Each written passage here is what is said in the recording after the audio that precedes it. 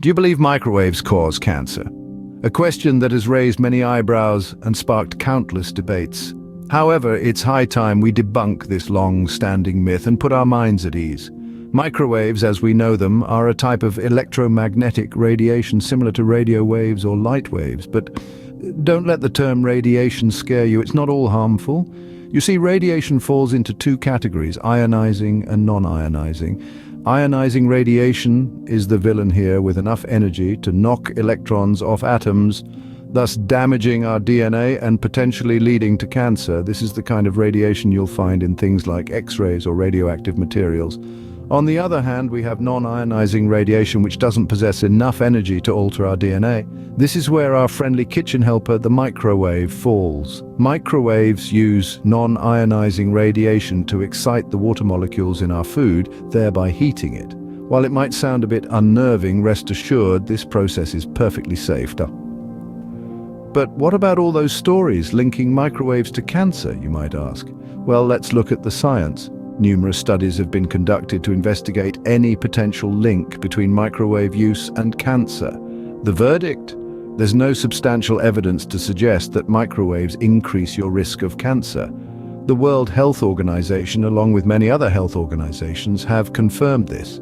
It's also worth noting that microwaves are designed with safety in mind. They're built to prevent any significant leakage of microwave radiation. And even if there were a minor leak, the radiation levels would rapidly decrease with distance. So as long as you're not pressing your nose up against the microwave door while it's running, you're in the clear. So the next time you pop that bowl of soup or last night's leftovers into the microwave, don't fret. Your trusty microwave isn't plotting to give you cancer. It's just doing its job, heating your food quickly and conveniently. So rest easy, knowing that your microwave meals are not increasing your cancer risk. Have you heard that plastic containers cause cancer?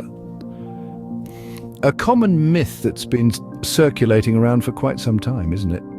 But let's dive deeper and separate the facts from the fiction. The root of this myth lies in concerns about chemicals such as bisphenol A, better known as BPA, and phthalates. These substances were once commonly used in the production of plastic containers and have been linked to health issues, including cancer. Now, it's important to note that these concerns are not completely baseless. Some studies have indeed found links between high levels of exposure to these chemicals and certain health problems. However, and this is a big however, it's crucial to remember that these studies often involve exposure levels far greater than the average person would encounter in their daily life. Moreover, the majority of plastic containers used for food storage today are free from these chemicals. You've probably noticed labels on plastic products stating BPA-free or phthalate-free. This is the industry's response to those concerns, ensuring the safety of consumers. Furthermore, numerous research studies have been conducted to evaluate the safety of plastic containers. One such study, published by the European Food Safety Authority, concluded that the levels of BPA migrating into food from packaging are so low that they pose no risk to human health, even for newborns and young children. Yet, it's also worth mentioning that heating plastic containers can potentially cause a small amount of chemical migration into food, especially when the plastic is old or damaged. So it's a good practice to avoid microwaving food in plastic containers, not because it's a cancer risk, but to minimize potential chemical exposure. In conclusion, while it's always wise to be cautious about what we use to store our food, it's equally important to make decisions based on sound scientific evidence. The fear that plastic containers cause cancer is largely a myth. So while it's always good to be mindful about the products we use, plastic containers are not a proven cancer risk. Do you think acid fruits like lemons and oranges cause cancer? This is a common myth that has been circulating for years, but let's shed some light on this issue. Contrary to popular belief, citrus fruits like lemons and oranges do not cause cancer. In fact, they have numerous health benefits and are packed with nutrients that are integral to our well-being. These fruits are rich in vitamin C, which is known for its immune-boosting properties. They also contain flavonoids, compounds that have antioxidant effects. Antioxidants are substances that help prevent or slow damage to cells caused by free radicals. These free radicals are unstable molecules that the body produces as a reaction to environmental and other pressures. Too many free radicals can lead to oxidative stress, which can trigger a range of diseases, including cancer.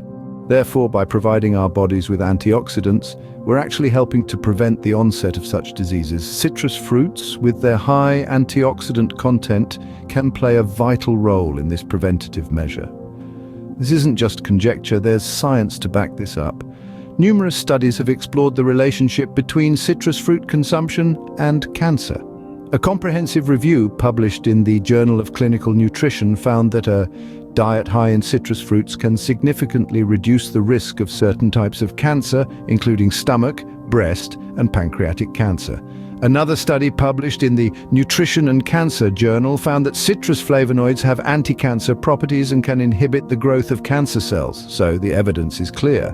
Citrus fruits, far from causing cancer, can actually help in its prevention. It's essential, however, to remember that while these fruits can contribute to a healthy diet, they are not a magic bullet for preventing cancer. A balanced lifestyle, regular checkups, and early detection are still the most effective strategies against this disease. So, go ahead and enjoy your citrus fruits without fear. They are not only delicious, but also full of health benefits that can contribute to a vibrant and healthy life. Have you ever been told that sugar feeds cancer? Quite a chilling thought, isn't it?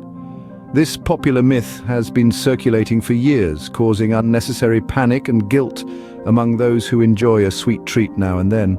But let's take a moment to delve into the science behind this claim and separate fact from fiction. The myth that sugar directly feeds cancer cells is a profound misunderstanding of the complex nature of our bodies and how they function. Yes, it's true that cancer cells, like all cells in our bodies, use sugar, or more specifically glucose, for energy. However, they do not consume more glucose than healthy cells. All cells, cancerous or not, require glucose to function. It's like saying that because cars use petrol, owning a car directly leads to global warming. It's a gross oversimplification of a vastly intricate process. Several research studies support this, demonstrating that sugar's relationship with cancer is not as straightforward as the myth suggests. A high sugar diet can lead to obesity, which is indeed a risk factor for certain types of cancer. In fact, the World Health Organization states that obesity is the second biggest preventable cause of cancer after smoking. However, it's the obesity, not the sugar per se, that increases the risk of cancer. Furthermore, it's worth noting that our bodies also convert other foods into glucose. For example, carbohydrates like bread and pasta are broken down into glucose during digestion. So, even if you decided to completely eliminate sugar from your diet, your body would still produce glucose from other sources. That being said, it's essential to remember that while sugar does not directly cause cancer, a balanced diet is still crucial for overall health. Consuming excessive amounts of sugar can lead to other health issues, like heart disease and type 2 diabetes. So the next time you reach for that chocolate chip cookie, remember, moderation is key. Enjoy your treats, but also make sure to balance them with nutritious foods. So while it's important to maintain a balanced diet, sugar is not a direct cause of cancer. Do you believe that cell phones cause cancer? That's the question that has been at the center of many debates, conversations, and internet forums. It's a myth that's been around almost as long as the cell phone itself. But is there any truth to it? Let's dive in and find out. The concern around cell phones and cancer centers on the type of radiation they emit. Cell phones use radio frequency radiation, which is a type of non-ionizing radiation. Now, this is where things get interesting. There are two main types of radiation: ionizing and non-ionizing.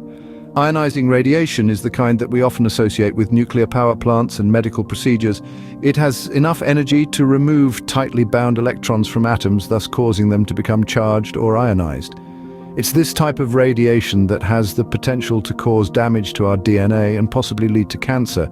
On the other hand, we have non-ionizing radiation, which is a lower energy radiation. It doesn't have enough energy to ionize atoms or molecules. Examples of non-ionizing radiation include radio waves, microwaves, and yes, the radio frequency radiation from our cell phones. Now, what does science say about cell phones and cancer? Well, numerous studies have been conducted to investigate the potential link between cell phone usage and cancer. The conclusion: the evidence does not support the claim that using a cell phone leads to an increased risk of developing cancer. In fact, a comprehensive review of studies by the International Agency for Research on Cancer, a part of the World Health Organization, found no consistent link between cell phone use and cancer. So, do we need to be worried about cell phone usage leading to cancer? The current scientific consensus says no. While it's always important to stay informed and be aware of potential risks, it's equally important to separate fact from fiction. Cell phones have become an integral part of modern life. They connect us to our loved ones, keep us informed about the world, and offer a myriad of services at our fingertips. So you can safely continue your phone conversations without fear of cancer. Have you heard that deodorants cause cancer? This is a myth that has been floating around for quite some time. It's a concern that has left many people wondering if they should ditch their daily deodorant routine. Let's dive into this myth and see what the science has to say. The main concerns with deodorants and antiperspirants are the chemicals they contain, specifically parabens and aluminum. Parabens are a type of preservative used in many cosmetic products, including deodorants. They've been under scrutiny because they can mimic the hormone estrogen in the body's cells. As you may know, some forms of cancer, like breast cancer, are sensitive to estrogen levels. Now, onto aluminum. This metal is used in antiperspirants to block sweat glands and keep you feeling dry. The worry here is that aluminum might be absorbed by the skin and have estrogen-like effects, similar to parabens. Here's the thing though, while these concerns are not entirely without basis, they're not as alarming as they might seem. Numerous studies have looked at the potential links between these chemicals and cancer. The consensus? There's no definitive evidence to suggest that either parabens or aluminum cause cancer. While some research has found small amounts of parabens in breast tissue, it's important to note that this does not prove a cause and effect relationship. Just because a substance is present does not mean it's responsible for cancer. As for aluminum, the amount that's potentially absorbed by the skin is considered to be extremely small. In fact, according to the American Cancer Society and the National Cancer Institute, there's no solid evidence that links the use of underarm antiperspirants or deodorants to cancer.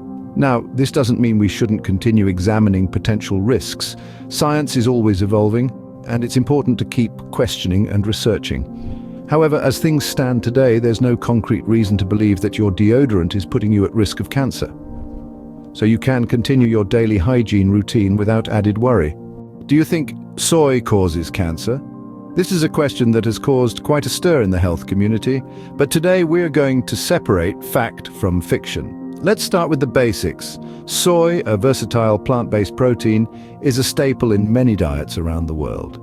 From tofu to tempeh, from soy milk to edamame, soy products are celebrated for their high protein and fiber content. Not only is soy a complete protein, meaning it contains all 9 essential amino acids your body needs, but it's also a fantastic source of fiber, which aids in digestion and helps you feel full. Now let's address the elephant in the room, the claim that soy causes cancer. This myth is primarily based on the fact that soy contains isoflavones, a type of plant estrogen that some believe could stimulate the growth of certain cancers. However, this is a classic case of correlation not equating to causation. Numerous scientific studies have been conducted to investigate the potential link between soy and cancer. The consensus? There is no conclusive evidence to suggest that consuming soy increases your risk of developing cancer. In fact, some studies have suggested the opposite.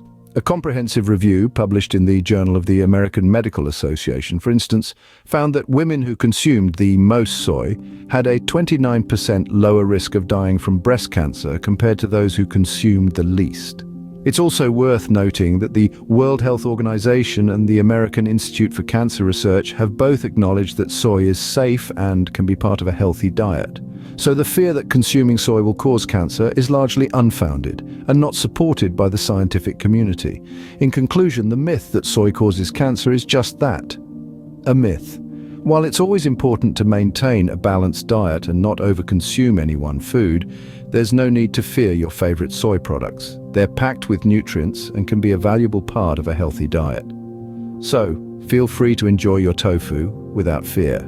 We've busted quite a few cancer myths today, haven't we? Let's take a quick stroll down memory lane.